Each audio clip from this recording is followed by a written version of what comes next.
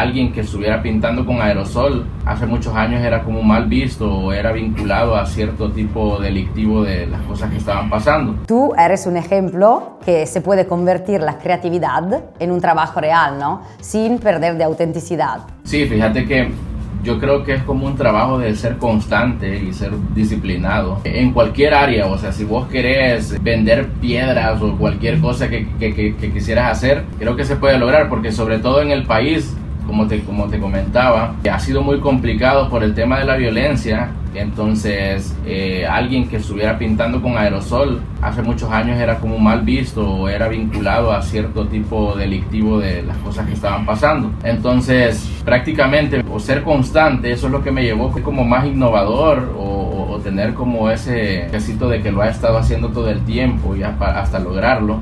Y creo que se puede. Si lo ha logrado un salvadoreño viviendo en El Salvador y con la problemática que tuvimos, creo que cualquier otra persona lo puede lograr con muchas más facilidades.